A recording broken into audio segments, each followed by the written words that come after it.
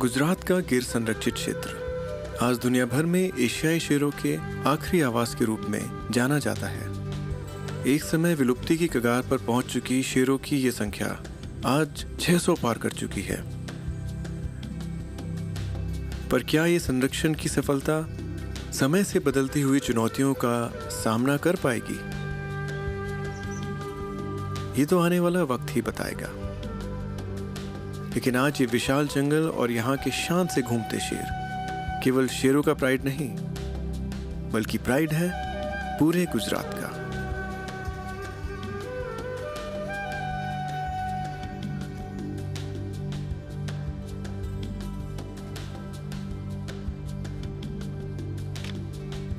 आज आपको सैर करवाते हैं गिर नेशनल पार्क की, जहां हम शेरों को देखने के साथ साथ यहाँ की दूसरी प्रजातियों के आपसी संबंध को समझने की भी कोशिश करेंगे। इस खूबसूरत जंगल और यहाँ के वन्य जीवन को समझने के लिए हमने इस पार्क के अलग अलग पर्यावासों में घूमने का फैसला किया। सुबह की ताजगी और उत्साह के साथ आखिरकार हम गिर के अंदर दाखिल हुए।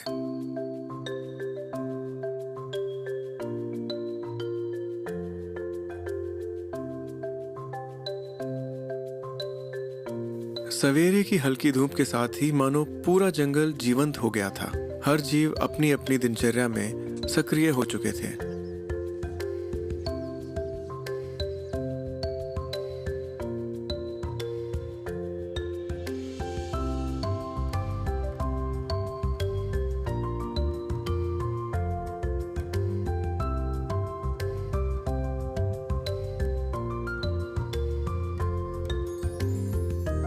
चीतल का एक छोटा झुंड जल्दी ही मिल गया, जिसमें थे कुछ छोटे छोटे बच्चे जिन्होंने शेरों के इस साम्राज्य में कुछ दिन पहले ही जन्म लिया था।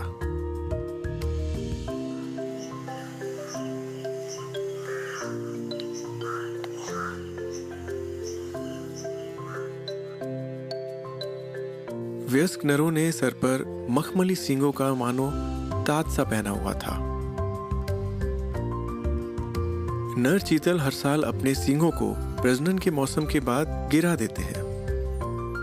प्रजनन के बाद एक नर चीतल में टेस्टोस्टेरोन का स्तर गिर जाता है, जो सींगों के आधार पर टिश्यू और हड्डी को कमजोर कर देता है, जिसके बाद इनके एंटलर्स खुद ही गिर जाते हैं। हिरन के सींग खनिज और कैल्शियम से भरपूर होते हैं, इसलिए हर वसंत में उन्हें गिराए जाने के बाद कुछ चीतल के अलावा से ही भी इन्हें चबाते हुए देखे गए हैं। ये खूबसूरत जंगल विभिन्न प्रजातियों के परस्पर संबंध से बना हुआ है, जिनमें से कुछ को हम समझ चुके हैं, पर ज्यादातर हमारी समझ के परे हैं।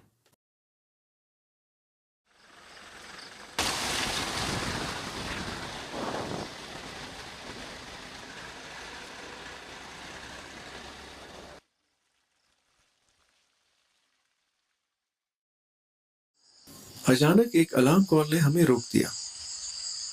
हमने 10 मिनट शांत होकर जंगल को सुनने की कोशिश की और आगे बढ़ गए। जहां हमें अलार्म कॉल की वजह दिखने जा रही थी।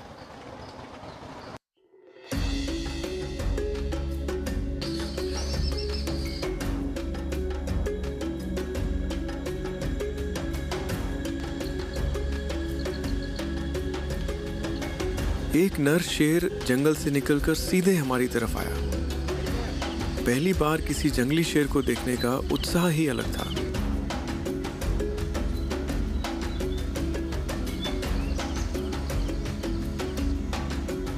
शेर जंगल से दहाड़ते हुए बाहर आया था। उसके ताजा घाव के निशान रात में हुई किसी लड़ाई की तरफ इशारा कर रहे थे।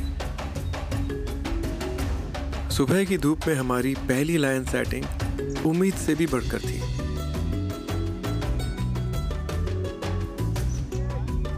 शेर के जंगल में गायब होते ही हम भी दूसरे जानवरों के निशान ढूंढते हुए वहां से आगे बढ़ गए।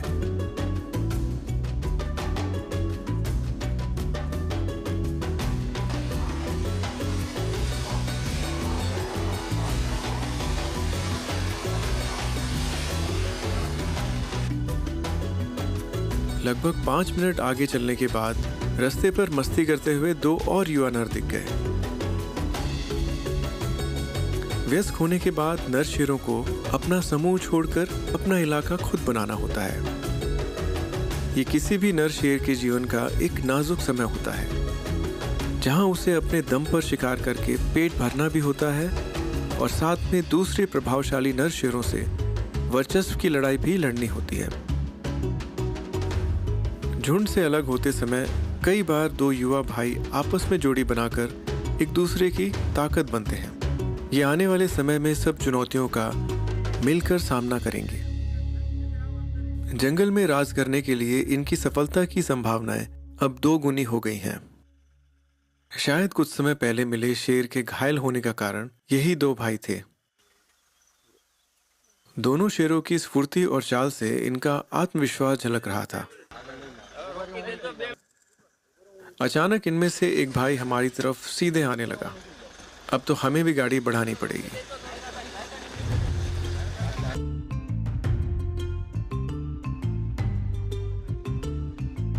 हमारे लिए जंगल में शेर को देखना बड़ी बात होगी, पर इस जंगल में रहने वाले मालधारियों के लिए ये एक रोज की बात है, जिसका एक नज़ारा हमको भी मिलने जा रहा था।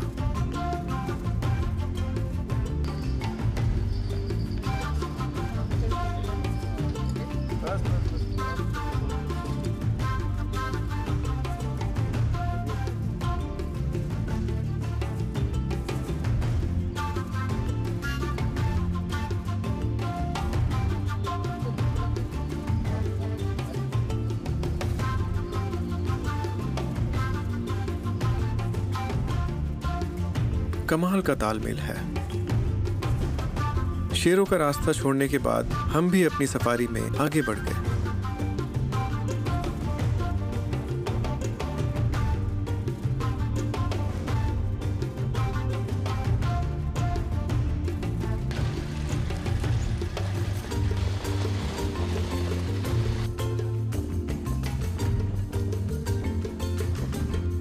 गिर संरक्षित क्षेत्र में मालधारी पार्क बनने के पहले से ही यहाँ रहते आए हैं। मालधारी लोगों के लगभग 50 आवास या नेस्ट गिर नेशनल पार्क को छोड़कर पूरे संरक्षित क्षेत्र में है, जहाँ ये अपने मवेशियों के साथ रहते हैं। इनके नेस्ट की बनावट से लेकर इनका रहन सहन सब शेरों से सुरक्षा को ध्यान में रखकर बनाया जाता है।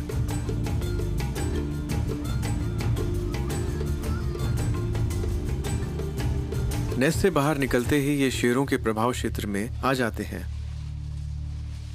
जहां इनके जानवर कभी कभी शेरों का आसान शिकार भी बन जाते हैं। पर इस नियमित टकराव के बावजूद यहाँ रह रहे मालधारियों के लिए शेर उनके दैनिक जीवन का ही एक हिस्सा है।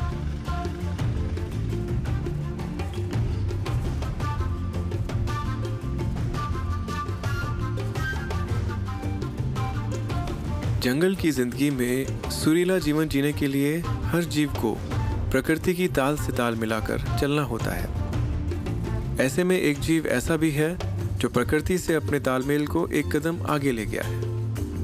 भारतीय गिरगिट अपनी धीमी चाल के बावजूद अपने पर्यावास के लिए पूरी तरह से ढल चुका है। इसकी स्वतंत्र रूप से देख सकने वाली आंखें हर खतरे के लिए चौकस रहती हैं। गिरगिट के प्रत्येक पैर में 5 उंगलियां होती हैं, जिनमें से 2 उंगलियां एक दिशा में और 3 दूसरी दिशा में होती हैं, जो इनको एक मजबूत पकड़ देता है। साथ ही ये घुमावदार पूंछ इनको अपने पर्यावास में घूमने में मदद करती है। जंगल में पेड़ों और झाड़ियों पर रहते हुए ये अपनी तेज जुबान से छोटे जीवों का शिकार करते हैं।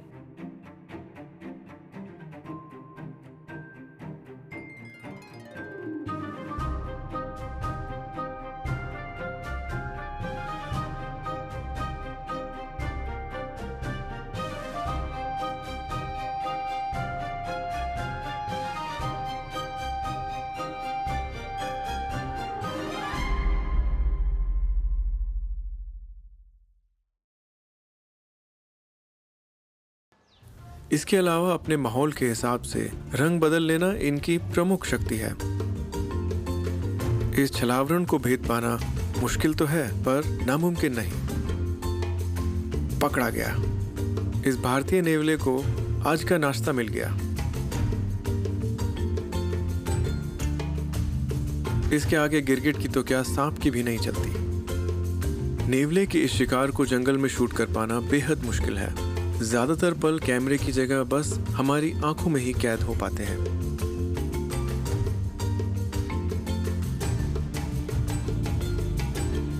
आज जंगल की लड़ाई में मैमल्स ने रेप्टाइल से बाजी मार ली। पूरे गिर नेशनल पार्क में 37 प्रजाति के सरीसृप पाए जाते हैं, जिनका कभी कभी शेरों से भी सामना हो जाता है। इनके अलावा यहाँ शेरों के सबसे बड़े पड़ोसी हैं तेंदुए, जो गिर नेशनल पार्क में एक अच्छी संख्या में पाए जाते हैं और यहाँ के उचित आवास में फल फूल रहे हैं। अपनी चपलता और फुर्ती के लिए जाने जाने वाले ये जीव एक ही पर्यावास में रहते हुए शेरों से एक सुरक्षित दूरी बनाए रखते हैं। सदियों से ये दोनों शीर्ष शिकारी अपने उच्च संख्या के बावजूद प्रतिस्पर्धा को कम करने के लिए अपने पर्यावास में बदलाव करते आए हैं।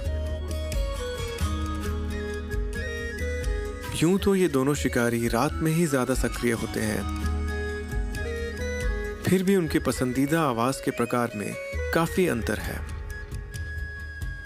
शेर जंगल में रहते हुए खुले क्षेत्र को पसंद करते हैं, जबकि तेंदुए घने जंगल में सुरक्षित महसूस करते हैं और कभी-कभी पेड़ों पर आराम करते देखे जाते हैं।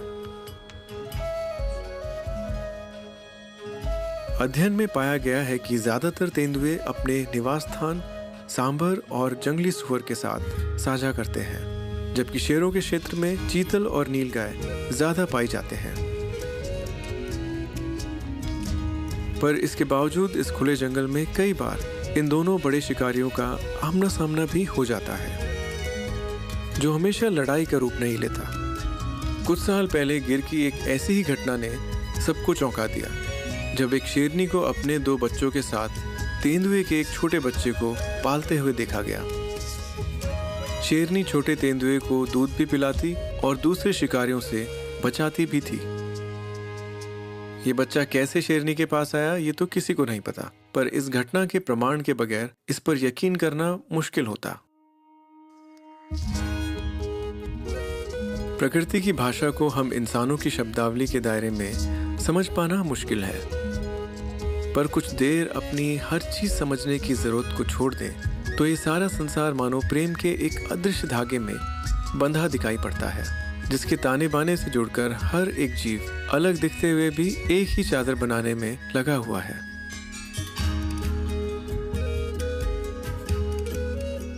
कुछ तो है माँ की ममता में, जो विज्ञान की समझ से भी परे है। कुछ दूर जाने पर हमें ऐसे ही एक माँ के दर्शन हुए। एक शेरनी अपने बच्चों के साथ घने जंगल की सुरक्षा में आराम करती दिखी। एक लायनेस है 2 कप्स के साथ जंगल में खड़ा हो गया। इस समय इन छोटे बच्चों की सुरक्षा इसकी प्राथमिकता है। इन झाड़ियों के बीच इनको देख पाना तो मुश्किल है, पर पहली बार शेर के बच्चे की झलक अपने आप में एक खूबसूरत नजारा था। शायद ये शेरनी आराम करने के बाद अब शाम को ही बाहर निकले।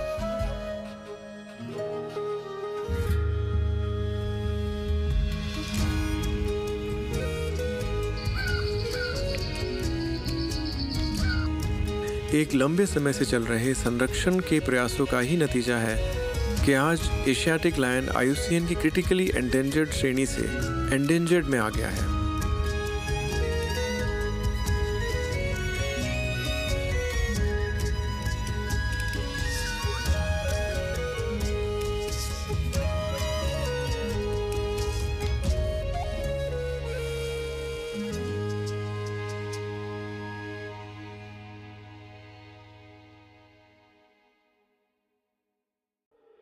गिर में पिछले कुछ दशकों में शेरों की संख्या में लगातार इजाफा हुआ है।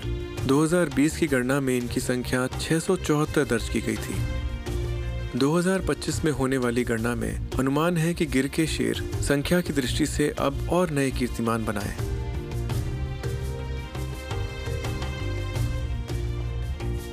गिर में शेरों की संख्या का बढ़ने का एक कारण उनके शिकार की संख्या का बढ़ना भी है। गिर के अंदर शेरों के मुख्य शिकार हैं चीतल, सांबर, नीलगाय, चौसिंघा, जंगली सुअर और लंगूर, जिनकी संख्या में पिछले 50 वर्षों में लगभग 10 गुने से ज्यादा की वृद्धि हुई है। आज यहाँ शेरों के लिए औसतन हर 2 किलोमीटर में 50 जंगली शिकार मौजूद हैं, जिस वजह से शेरों की खुराक में मवेशियों का अनुपात घटकर 20% रह गया है, जो 70 के दशक में कभी 75% से ज्यादा था। शेरों के शिकार के चुनाव के ये आंकड़े मौसम और इलाके पर भी निर्भर करते हैं। सौराष्ट्र में बसने वाले एशियाई शेर एक समय भारतीय उपमहाद्वीप के साथ साथ अरब और पर्शिया तक फैले हुए थे। यहाँ तक कि 1834 तक शेरों का बसेरा भारत की राजधानी दिल्ली तक हुआ करता था। लगातार शिकार और अपने जंगली पर्यावास के खत्म होने से शेरों की संख्या केवल गुजरात तक सिमट कर रह गई।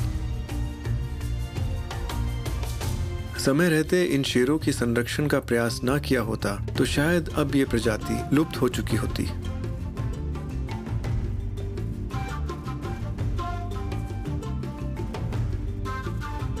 आज शेरों की बढ़ती संख्या अपने पुराने इलाकों की तरफ बढ़ती जा रही है, जो 2020 के सरकारी आंकड़ों के अनुसार गुजरात के 9 जिले और 53 तालुका तक फैल चुकी है। इस लगभग 30,000 स्क्वायर किलोमीटर इलाके को एशियाटिक लायन लैंडस्केप कहा जाता है।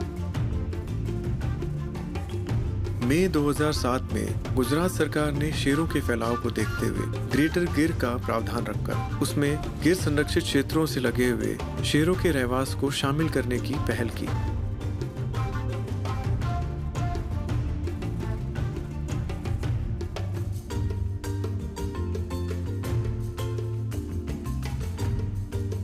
शेरों की संख्या तो बढ़ रही है, पर क्या मौजूदा संसाधन यहाँ के इस जंगल को जीवित रखने के लिए पर्याप्त है? ये समझने के लिए अगले दिन हमने यहाँ के पारिस्थितिकी तंत्र को ऊर्जा देने वाले विशाल जलाशयों की तरफ रुख किया।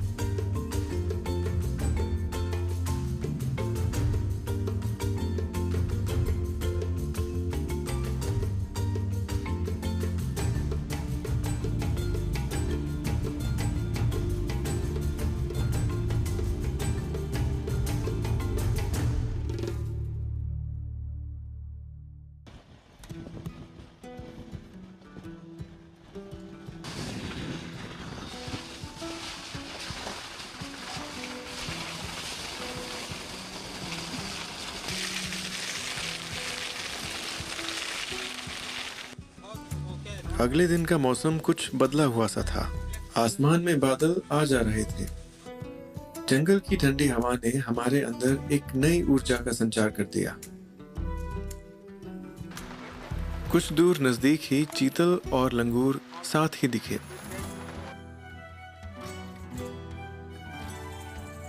जैसा कि हम पीछे देख सकते हैं, यहाँ पे स्पॉटेड डियर के साथ में लंगूर है। तो जंगल में तकरीबन ये दोनों स्पीसीज साथ में हम लोग देख पाते हैं। इसका रीजन क्या है?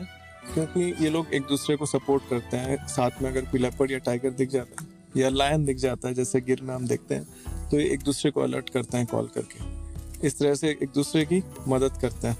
खासकर कुछ कुछ फल ऐसे होते हैं जहाँ तक चीतल नहीं पहुँच पाता है, तो लंगूर तोड़ तोड़ के ऊपर से नीचे की तरफ गिराते रहते हैं। कुछ जानबूझ के भी गिराते हैं ताकि चीतल आसपास नहीं रहे हमारे।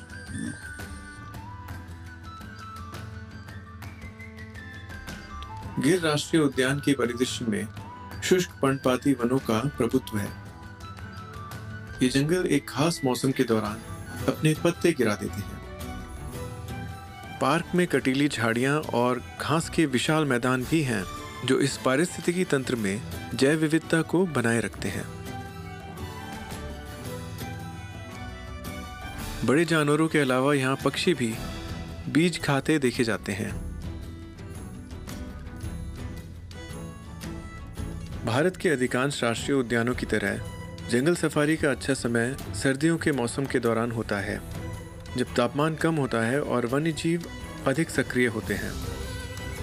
गर्मियों के महीनों में तापमान अधिक होता है, लेकिन जल स्रोतों के पास वन्य जीवन को देखने की संभावनाएं बढ़ जाती हैं। मॉनसून के मौसम में भारी वर्षा से जंगल फिर से जी उठता है और जलाशय भी भर जाते हैं। लेकिन इस दौरान केवल देवलिया पार्क को छोड़कर पूरे गिर में सफारी बंद रहती है।